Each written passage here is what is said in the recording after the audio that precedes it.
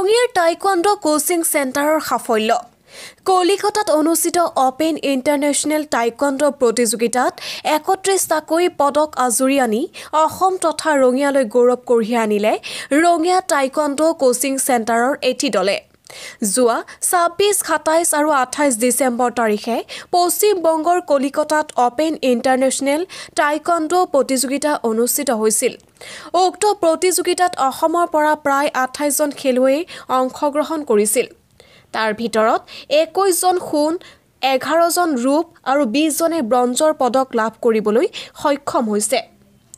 উল্লেখযোগ্য যে Rangia taekwondo coaching চেণ্টাৰৰ পৰা অসম দলৰ হৈ খেলিবলৈ যোৱা খেলুৱৈ আটাইতকৈ ভাল প্ৰদৰ্শন কৰে। উক্ত চেণ্টাৰৰ পৰা যোৱা খেলুৱৈ ৩১টা পদক আজুৰি আনিবলৈ সক্ষম হয়। আগন্তুক দিনত ৰঙিয়া টাইকোৱাণ্ডো কোচিং চেণ্টাৰে ভাল খেল প্ৰদৰ্শন কৰি অসমলৈ গৌৰৱ কঢ়িয়াই আনিব বুলি জনাই চেণ্টাৰৰ প্ৰশিক্ষক স্বজন গোহাঁই। নমস্কাৰ। যোৱা ২৬, ২৭, ২৮ ডিচেম্বৰত কেলকাতাত অপেন ইণ্টাৰনেশ্যনেল টাইকোৱাণ্ডো চেম্পিয়নশ্বিপ হৈছিল। যোৱাবাৰৰ দৰে এইবাৰো হৈছিল। আমি অসমৰ পৰা 28 পাৰ্টিচিপেণ্টছ কৰিছিলোঁ। 28ৰ মাজত আমাৰ 11 জন গ'ল্ড, 11 জন চিলভাৰ আৰু 20 জন ব্ৰঞ্জ মেডেল আহিছে। তাতকৈ চবকে ভাল খবৰ যে আমাৰ ৰঙিয়া টাইকোৱাণ্ডো কোচিং চেণ্টাৰৰ পৰাই আমাৰ চবকে বেছি মেডেল আহিছে। 31 মেডেল আমাৰে আহিছে ৰঙিয়া টাইকোৱাণ্ডো কোচিং চেণ্টাৰৰ পৰা। আৰু বেষ্ট টিম দিলে আমি অসমৰ পৰা হ'লে ৰঙিয়াত আমাৰ বেষ্ট টিমটোৱে আহিল হয়। তাতে দুৰ্ভাগ্যজনক এইবাৰ বেষ্ট টিম দিয়া নাই আৰু ভাল পাৰফৰ্মেঞ্চ কৰিছে চব। আমাৰ দুটা গ'ল্ড মেডেলো অনা আছে, স্পীড কিক আৰু কিউৰগীত। সৰু সৰু বাচ্চাগিলা আৰু বহুত ধুনীয়া খেলিছে। ছোৱালীগিলাও বঢ়িয়া ধুনীয়া খেলিছে। আগন্তুক দিনত আৰু ভাল খেলিব।